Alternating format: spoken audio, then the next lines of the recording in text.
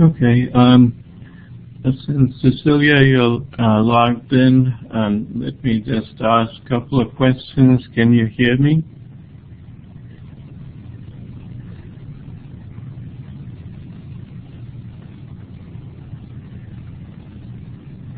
Okay. And are you able to see my screen? Okay. Finally, is it projected on the screen in the classroom? Okay. Thank you. The main thing, as I said, was we looked at view models. I have this to-do list for today to make attributes for editing. Select the ones that you want to make editable and others non-editable. And finally, looking at session objects. Next week, we'll go a little more into the UI with HTML, CSS, JavaScript, jQuery. We'll do that over a couple of weeks. We'll usually do it on Thursdays.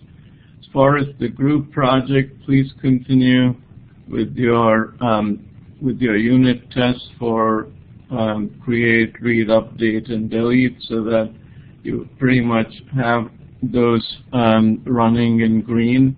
The class diagram, user stories, and then start connecting up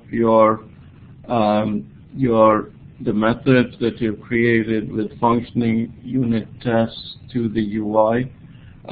Obviously, that will be an ongoing process. I'll access what you have done both on Visual Studio Team Services for user stories. I'll be pulling the code updates for looking at the unit tests, and also accessing your Azure publications so that I can keep reviewing and discussing with you. So coming back to this, making selective attributes editable and others non-editable. Okay, I'm going to use, again, the SRS project. And as I said, I also want you to keep that going so that serves as a reference. And I will look at that for your class work evaluation. So please do keep that updated. Okay, so let me get into Visual Studio. I want to keep if you have any questions, if you are asking, I'm just going to keep this window a little small. So this is on the side. Let's see, the one that I wanted to use for this discussion on editable and non-editable, and there are multiple pieces to this, so I will go through it one step at a time. So it's the one that I'm going to work on for this discussion of what making something editable versus non-editable would be the course offerings. So I'm going to go into course offerings, the view, so course offerings folder, and then the edit .html, the edit view. Okay. So I'm going to open that up and hide the menu. Okay. So currently what this does, so I'll go ahead and run this to show you what's happening here.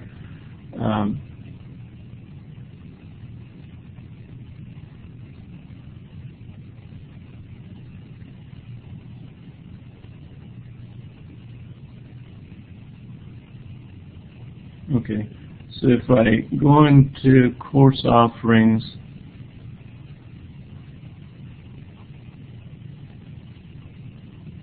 and you can see if I get to, let's say, edit one of these course is 353. The CRN should never change. It should not be editable, nor should this course, it shows up as course ID, but it should be course number. The parent course to which this course offering is referring to, that also shouldn't be editable because it's associated with one particular course. This is the offering of that course. Let me just show you the class diagram very quickly to reorient you. Always, whenever you're doing your development, please reference your class diagram. If you're having any questions about how you are going about generating the models or developing the logic for the method. So you have course offering, course. So you cannot have a course offering without it being associated with a course. So there is no point, we shouldn't really be changing this after a course offering has been created. So these two we want to keep constant. We might say, well, we are going to change the date offered or maybe the start and the end time. So these three we will make editable. Okay, so that's what we are wanting to do. Let me get back into my course offering, edit.cs60. Okay.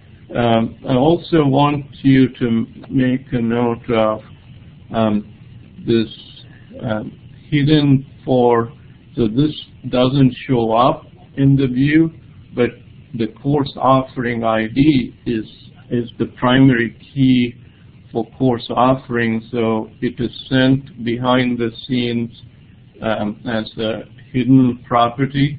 So that's something to keep in mind. We will make use of that. So wherever it says editor for are the editable versions. So if you want to make something non-editable, the best option is, instead of using editable for, editor for, using the HTML text box for.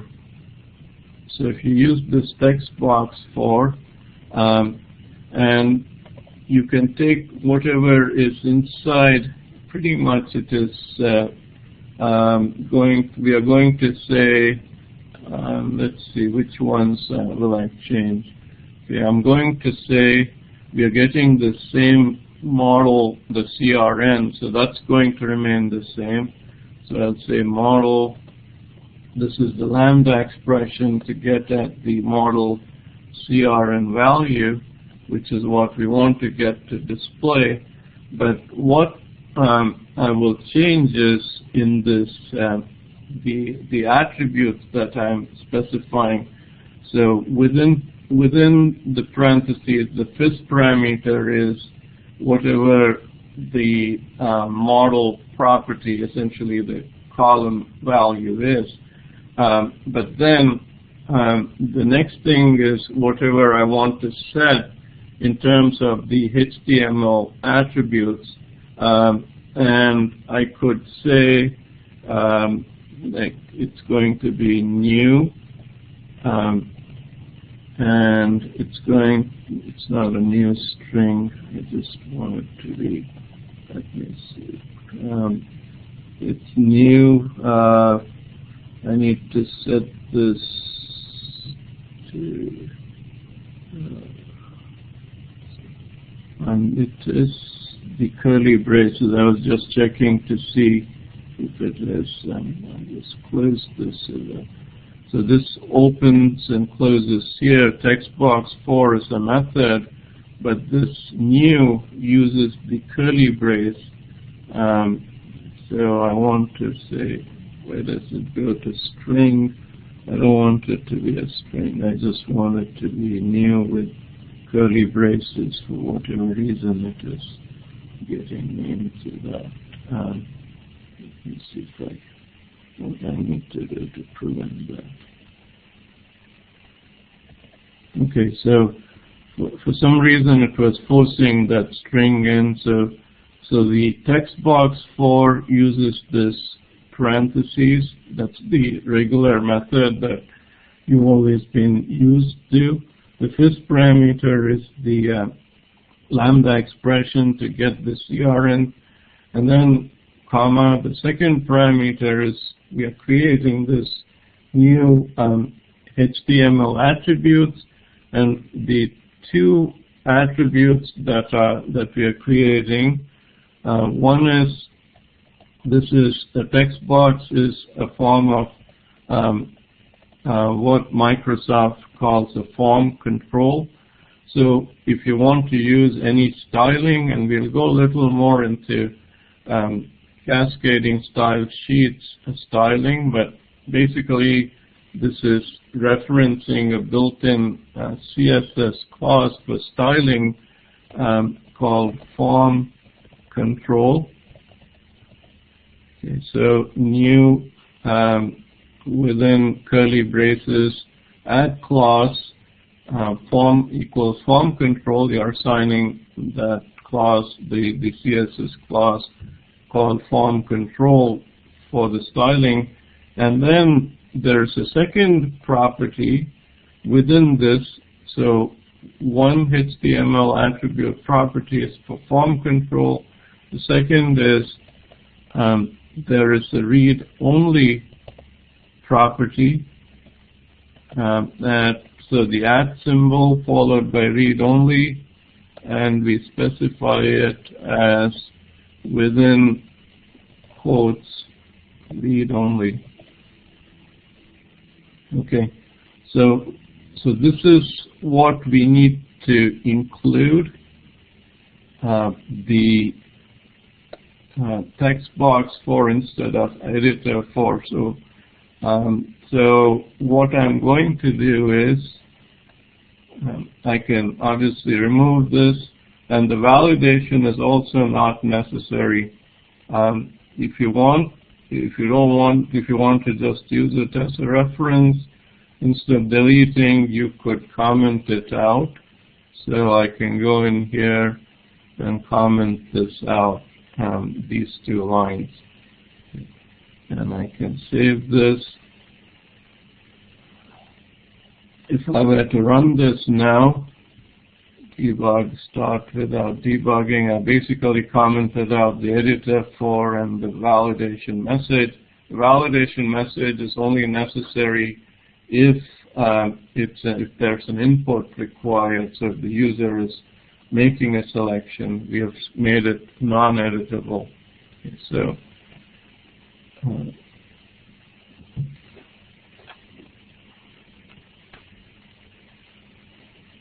of course, offerings.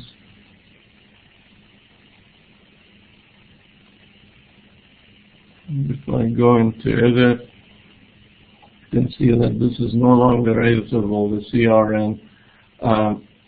So that's for a simple thing such as, in this case, a text box.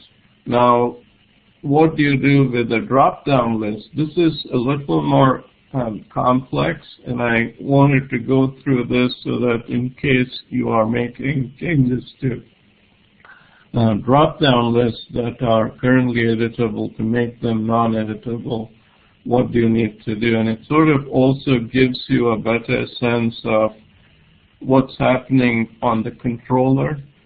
So let's see, all these are going to remain as is. Days off with, start time, end time, and then the course ID. I'm going to change this to what the label, instead of it being course ID, I want it to be the course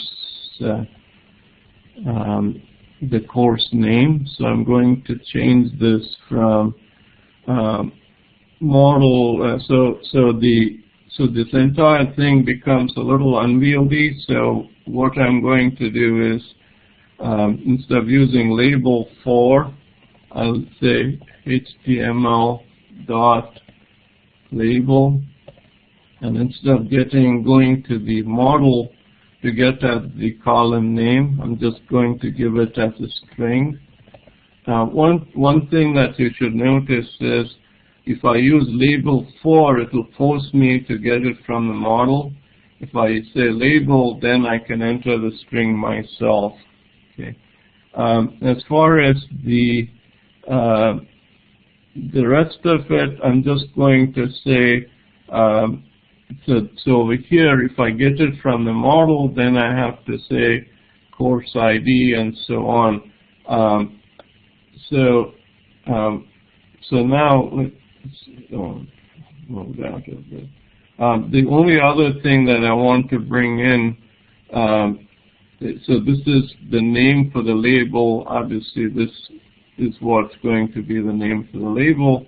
But I want to have these HTML attributes. Instead of typing it in, I just copy from the comma onwards HTML attributes, and it uses this, whatever the control is. So I'm going to just copy that over to this space here. Okay, so basically what I did, comma, after the label, whatever shows up on the label, HTML attributes, colon, and the attributes here within the parentheses. So it's basically a method, label method to create the label.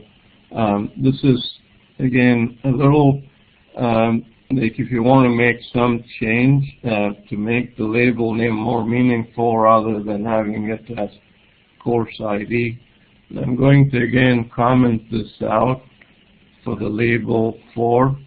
Okay. That's sort of the secondary part. The primary is obviously I want to change this drop-down list. Instead of it being a drop-down list, I want to make it a non-editable text box just like I did for the CRN. So what I'm going to have you do is copy this line where it says text box for model and so on right up to the end, including obviously the read only.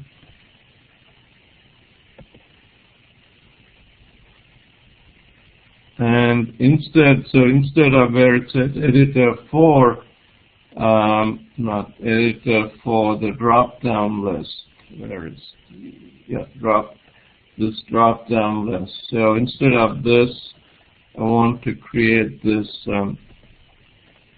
read-only text box. Okay. And since this is going to be the course number instead of CRN or even course ID, I'm going to have to find the course number. And you can see that the course number is not directly available inside of course offering. So I need to navigate over to the course clause, okay? And keep this in mind, because when we need to navigate over to the course clause, there's something that we need to do in the controller, or if it goes all the way into the model, we'll have to do it there. So we have to go into the course clause to get the course number. Okay. The rest of it pretty much remains the same because we are just keeping it as a form control read only. Okay, so so this will give us the course number and the text box for the course number. Okay, but and then I'll just comment out these two lines here.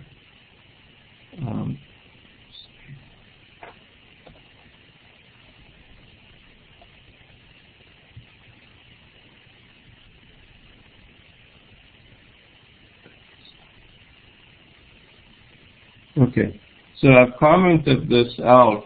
Now, what gets lost in this process the thing that's not going to be available here is the course ID, because the course ID was coming from this drop down, and the drop down had the course ID as well as the course number getting displayed.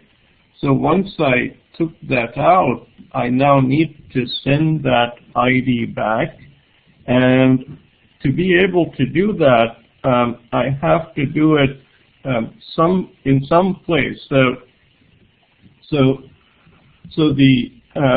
what I'm going to do is, and I can do it any place, but I'm just going to do it under this so that you can see it. I'm going to introduce what I mentioned earlier with the course offering ID. Similar to that, I'm going to say HTML dot hidden. So I'm going to, it's a hidden for, and I'm going to say it's going to use the lambda expression.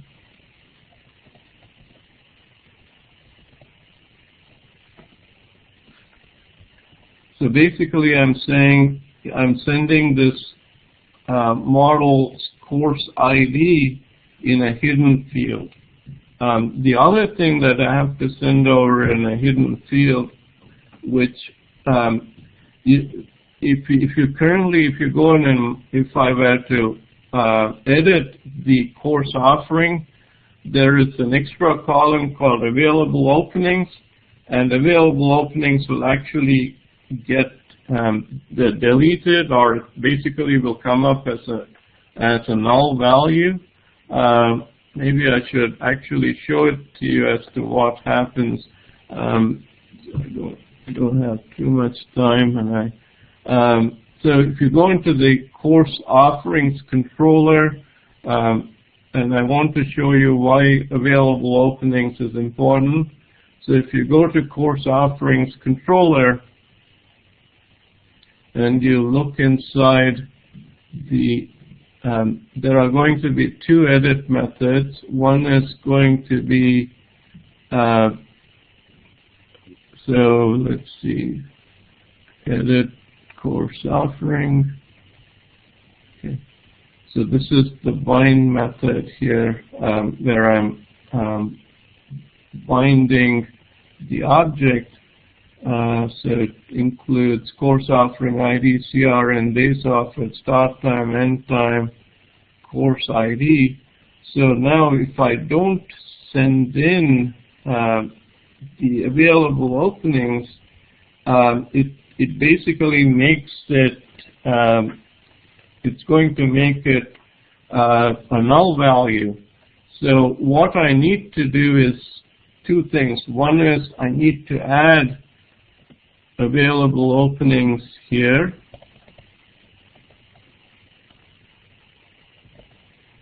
Available openings. Previously we said, well, we don't want to make changes to available opening, but that's not a good way of doing it, because if you change anything else, this becomes a null value in the database. So if you don't want it to become a null value, you need to have available openings included among the set of columns that are being bound here.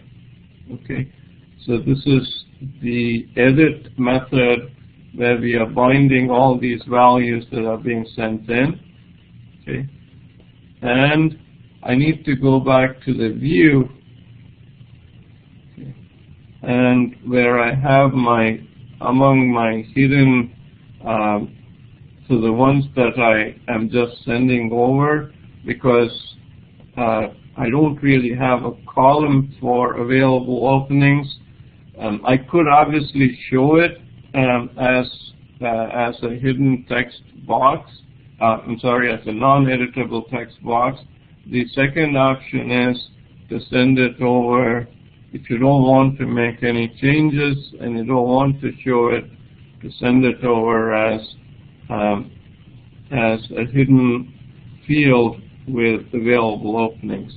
Okay, so these are some things that you do on the view, but that isn't quite sufficient because you'll have to go and make a few changes.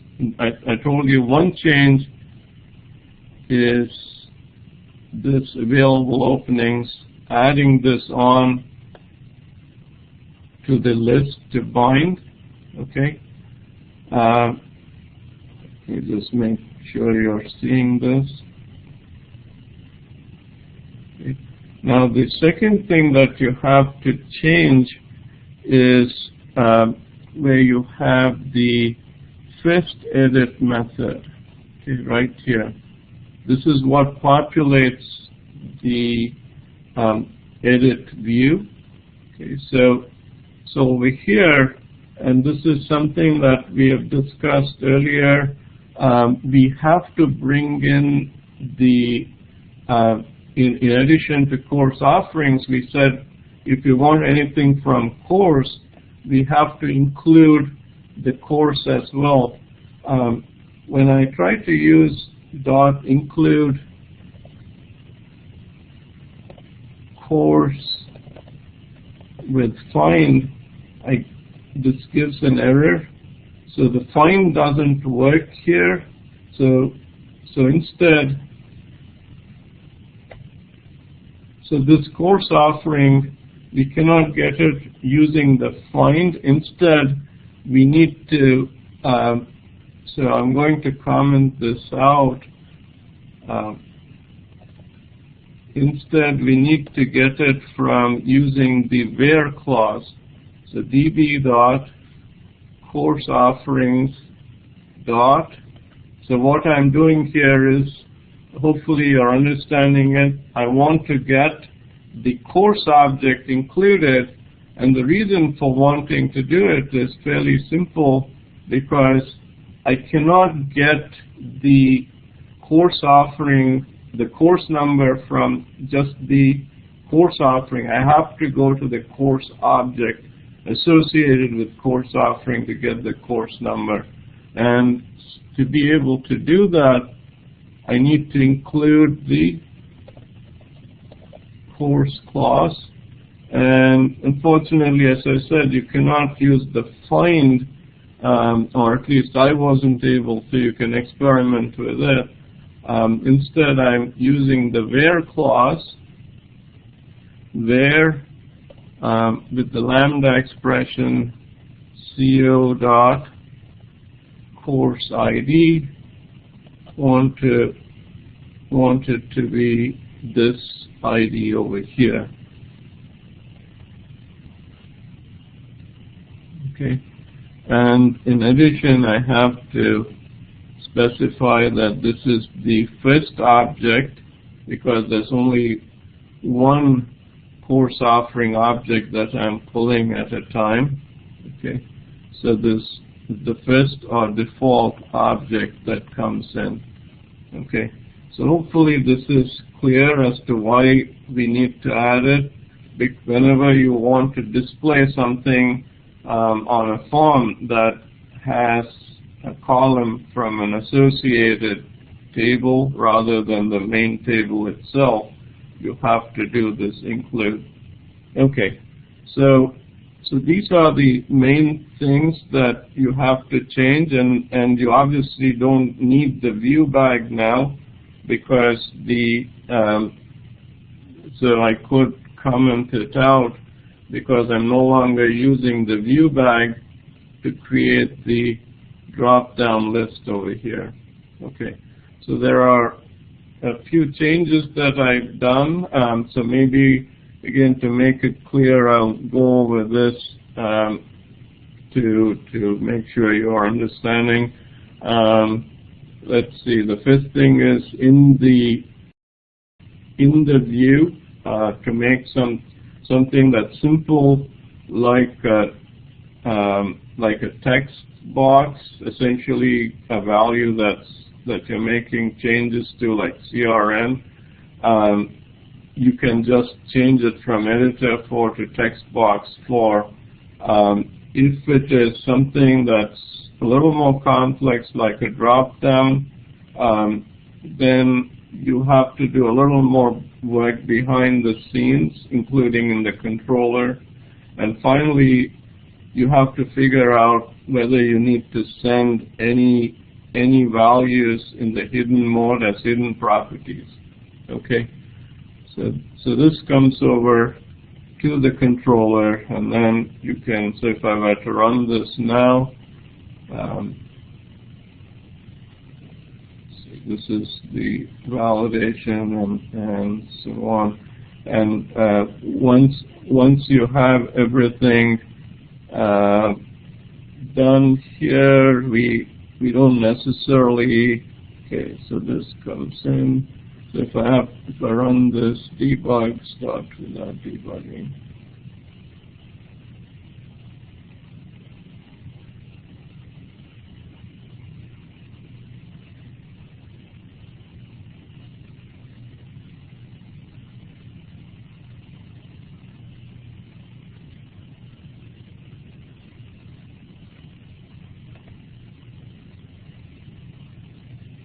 Okay, offerings.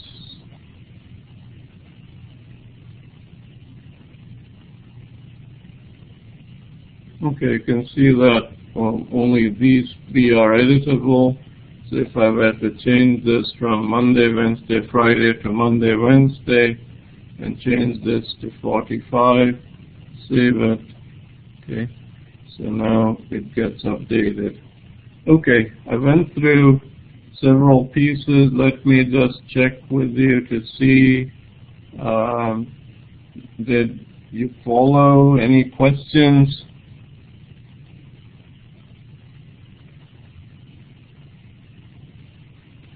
Does anyone have any questions?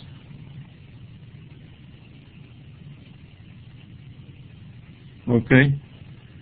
Okay, so that was one piece. The other piece that I wanted to move in to, let's see, so this is done, session objects. Now, this was, let's see, so I want to discuss how to create and use these session objects. I was going to look at the, let's see, I don't want to spend too much of the, so let's say that that a student is said, hopefully I didn't close this window. Okay, so I'm searching for course offerings.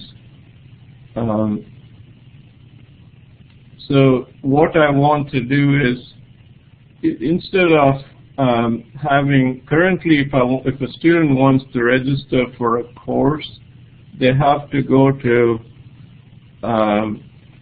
this registration, and there is, well, I guess I have it protected, so I have to log in as a student.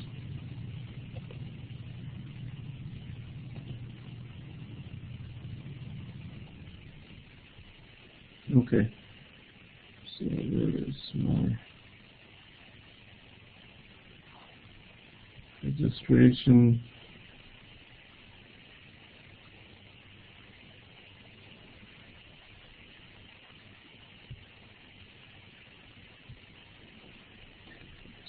What's the protection I have on this?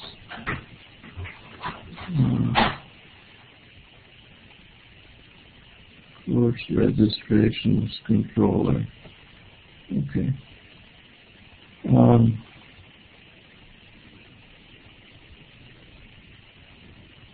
Okay, I've said only instruct this, and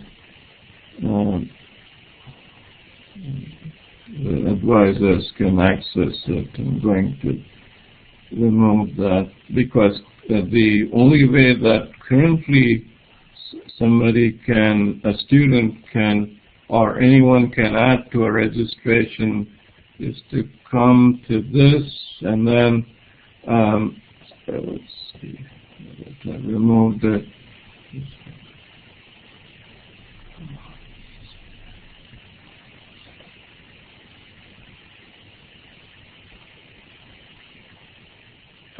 basically you have to very artificially connect a course offering with a student. So let me show you this. So instead, what I want to do is set up a link after the student searches. So if registration, and then I have to say whoever I've logged in as, I have to say create new, then add to this registration, which is, as you can see, a fairly artificial process. So instead of that, what I want to do is search course offerings,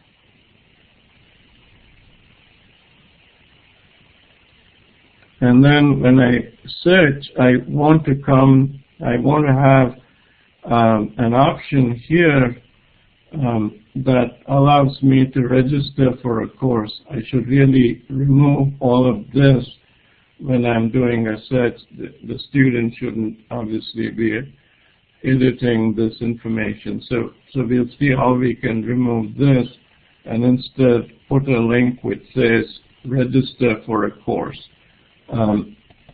Okay, so what I want to do is go into my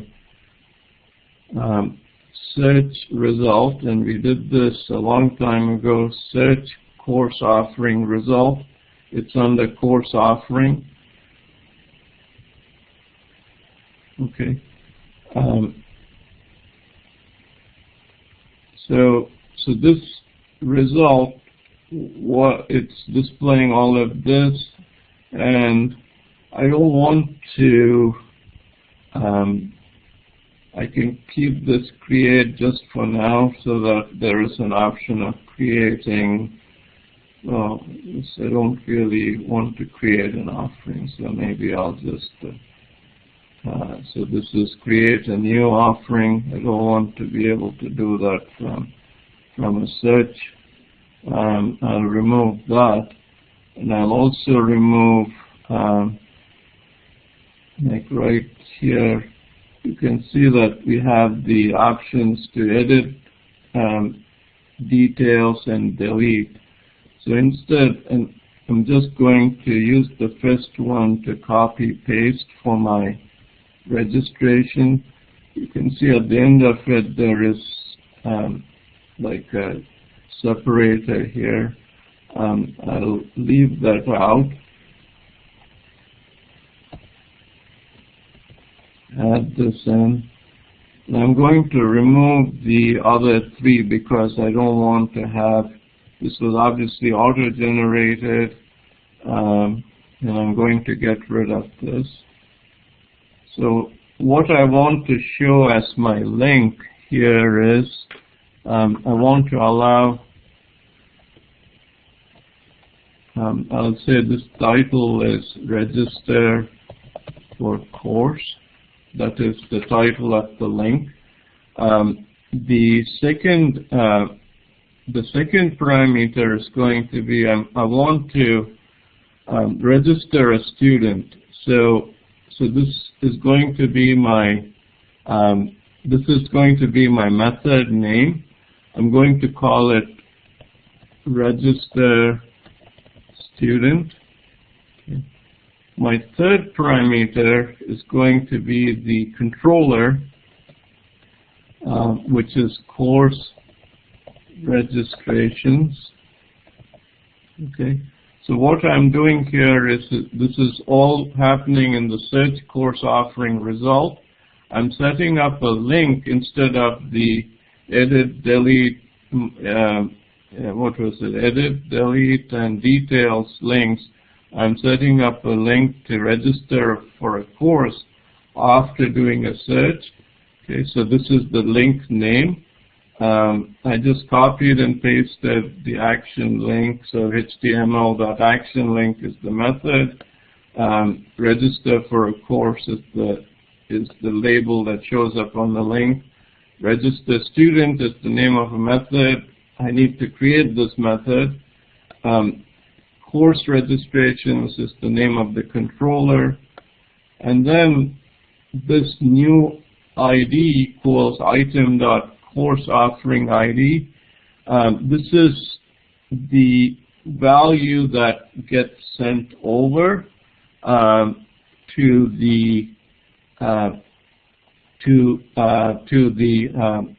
whichever method I'm calling. In this case, it's this register student method in course registrations. Okay. Now you have to be very careful. So the parameter value right now is ID. If you want to change it to something else, like course offering ID, you have to change the name here. I'll discuss this again when I'm creating the method inside the controller. Okay. And there is one other property that I believe it forces you to set, otherwise I was getting an error. This is for any of the HTML attributes. I'm going to say we are not setting any using null, so comma null at the very end. But if you don't specify it, it generates an error. So that's why I want to include it. So again, revisiting it, we are going to set up one action link for register for course, which goes to the course registrations controller. We're going to create a method called register student and send the course offering ID that the user selected in this parameter. Okay, so if I save this and again start this up, I guess I could have just refreshed this. Okay, I'll do this here. Search course offerings.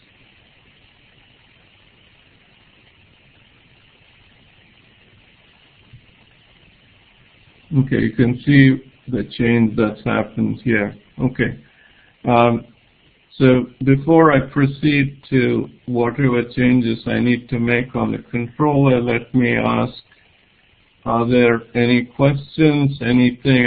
I'm covering a lot of material, but I wish I was face-to-face, but there are many pieces, so I want to cover any questions.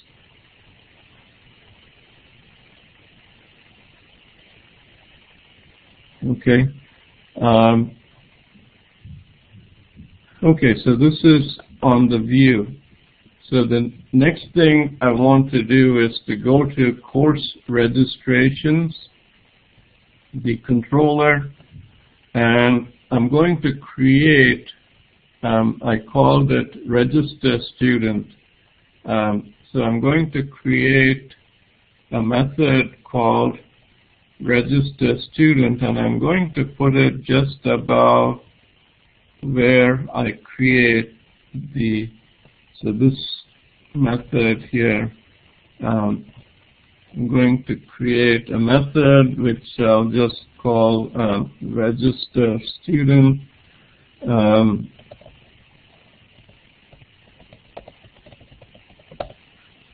It's going to be public.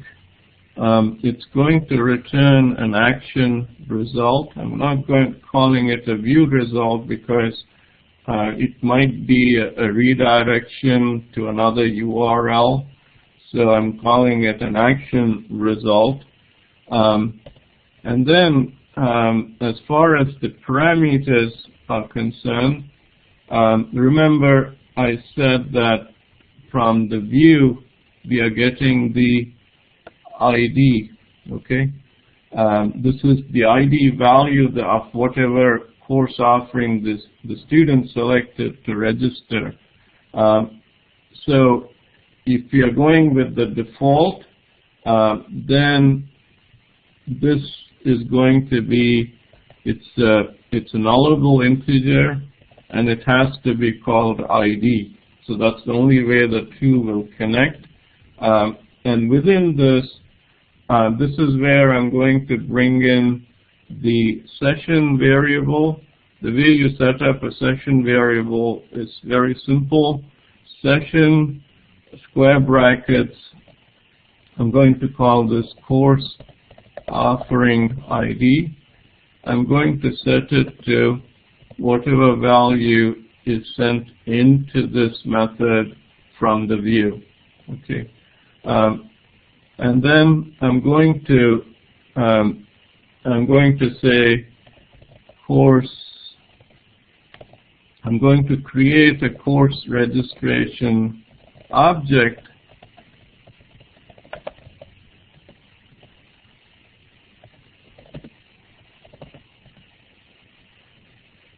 and I'm going to also say the reason I'm creating this is when the student clicks on that link, it brings the student in here. I'm going to capture that value into the session variable, and partly I want to show you how the session variable works by creating this method. But the reason I'm creating this object is to then call this create method here. Okay, this create method needs the course registration object as a parameter. So I'm going to say create and pass in the course registration, and this method in turn sends back an action result as a return. So my action result, I'll just call it action result. This is the object that gets returned back to me, and I in turn in this method I return action result out of this method. Okay, so this method is relatively simple. I get the ID, the course offering ID that the student has clicked on. I bring it into this method, store it into a session variable, then create a course registration object so that I can call this create method. Okay, and obviously this returns back something, whether it succeeded or not, and then I basically return that action result. Now, how do I use this session variable? So come inside of this create method, and I can now retrieve this course offering ID, because my course registration object doesn't have this course offering ID because it was not sent through, it was not basically sent to me through a view. This is not available to me. So how do I give it the value? Course registration dot course offering ID is, I set it, I assign it, whatever I set into my session variable, which I called course offering ID. And you can see it's complaining because the session is an object, so I have to convert it to an integer. I can either do a convert to int, it's int 32. So this is one option. I could also cast it using just the cast operation. So this is one way of converting. The other is I could, if I'm converting between objects, data types. So this is an integer. So I could cast it this way, saying the value that this corresponds to is an integer. Okay, so that's how I retrieve a value from a session variable. But remember that this requires both course offering ID and the student ID. And if you ask yourself, where is the student ID coming from?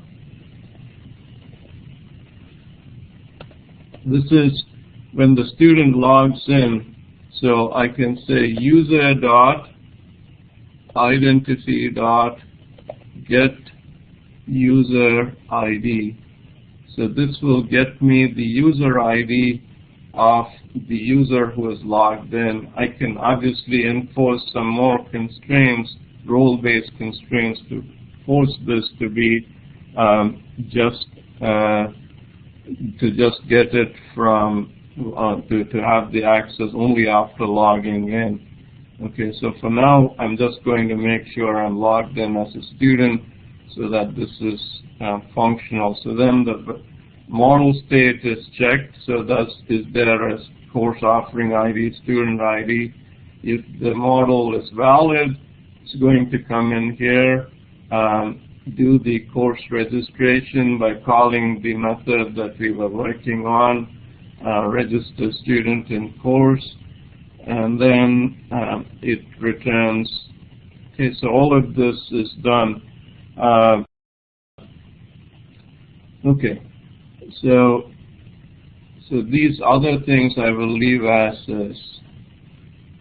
Okay, so that's pretty much all the things that I need to make changes to. I'll save this. Okay. The one other thing is there is something to check for a particular student's registration, which I can also check using this. Okay. So to review again the changes that I have made, the first set of changes were on the view. After the user searches and gets a list, and this is going to be true of any type of search result, whether it's a shopping cart or some sort of operation where you have some result and you want a selection based off of that result. So in this case, the student wants to register for a course, register student. In course registrations is the name of the controller. This is the name of the method, and this is the parameter value that's being sent over, the course offering ID that was selected.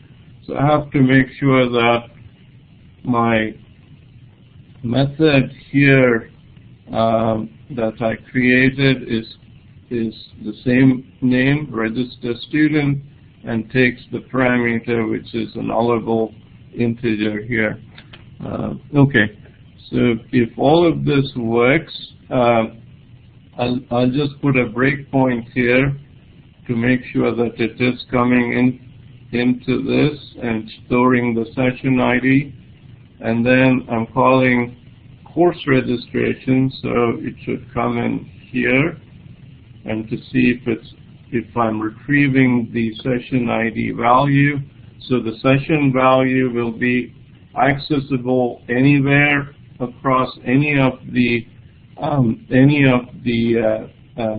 C# pages of files on this particular application. I can retrieve it by saying get it from this particular session object. Okay. And then I will also put like a breakpoint someplace. Let's see whether it succeeds or not. Okay. And then I'll go up to this. So after that, it should come back here, and we can see what happens with the result. I want to return the action result, and what should be the action result? If everything is fine, I want to redirect to student registrations. Okay, all of this we have discussed previously. If everything works out, I want to redirect to student registrations, which is the list of courses that the student has taken. Okay, so let's go through this. I'm going to use the debug mode so that I can actually check whether the session variable is working or not.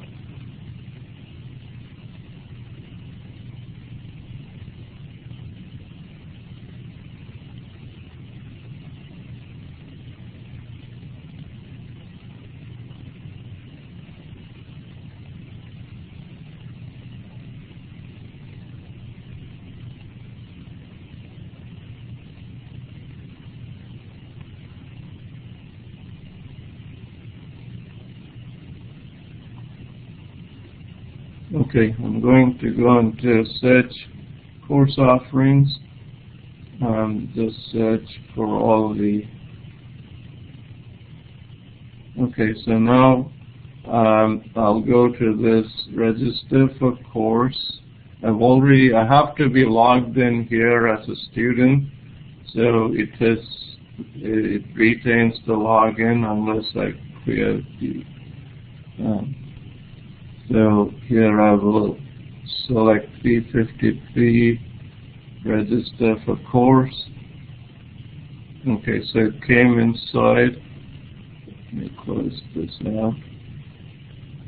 Okay, so the ID that came in was 3. That's the course offering ID, and I've assigned that to the session variable.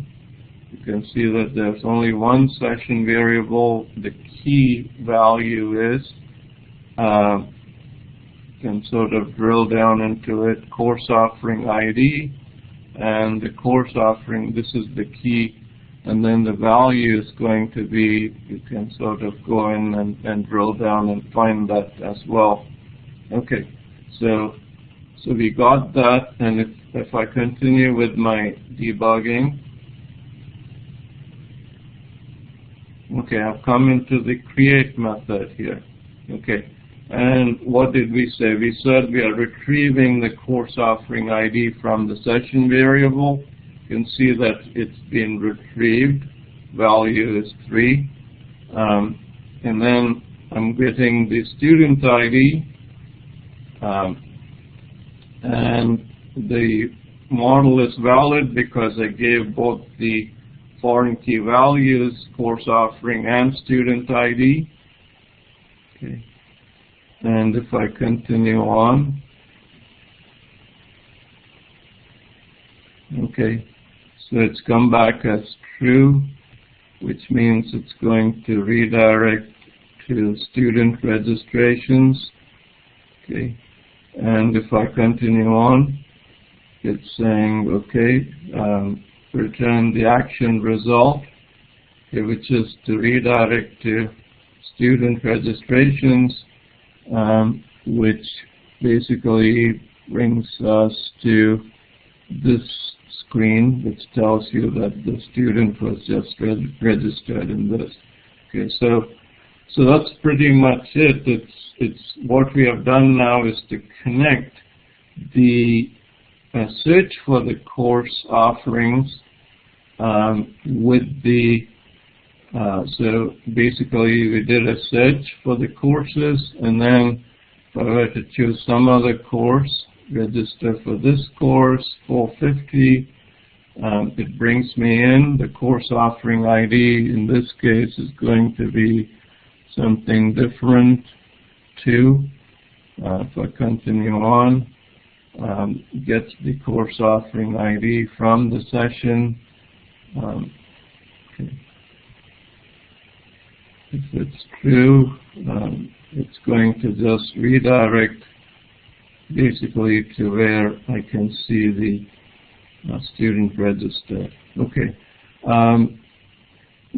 So again, I'll just briefly recap whatever I did so that again, there were several groups which mentioned you might be interested in a functionality like this. I'll stop the debugger and then just go over what I just discussed. The first thing was just setting up an action link to register whatever you want to do with that, add to cart, whatever your particular action is. Then the name of the method that it's going to call or correlate to, the controller, whatever the parameters you're sending over, and this by default is ID, which is a nullable integer, and also there is this additional HTML attribute which, as I said, if you don't give it as a null value, it sometimes generates an error, so just keep that in mind. So that's on the view, and on the controller, if you are figuring out how to make use of this is the course registrations controller, I basically created a session variable or object to hold the value that was sent over. And then I called a pre-existing create method. Okay, so that's how you would use a session object. Again, if you have any questions, let me know. I've covered a fair amount. So if anyone has any questions, what I would suggest is work on this both for your individual project and your group project. And if you have questions next Tuesday, let me know. Okay. That's about all I had. If you have any questions, you can either email me or just put it in the comment section, the chat here. Any questions, anybody?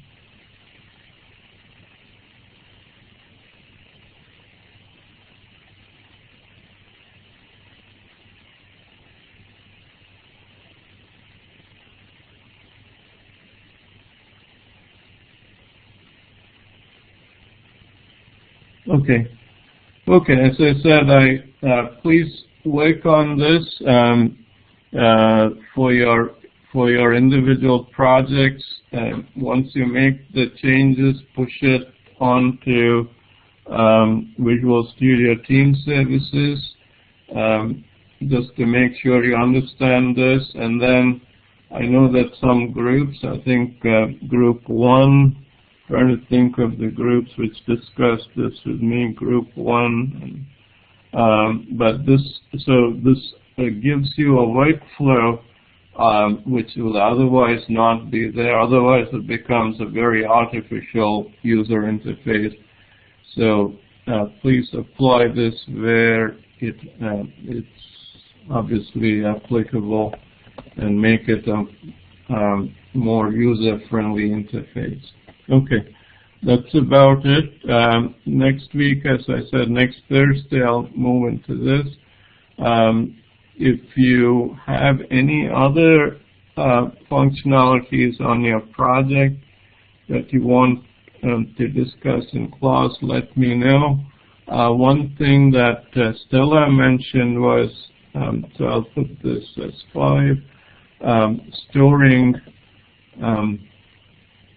How do you store files, images? So in our case, I guess for that project, she was asking how do you store PDF documents that the user might, like an applicant might upload. So that's one concept that might be relevant to some other groups as well. So anyways, I'll stop now. If you have any questions, email me. Otherwise, I'll see you next Tuesday. And as I said, I will be reviewing your projects in the meantime to discuss. Okay.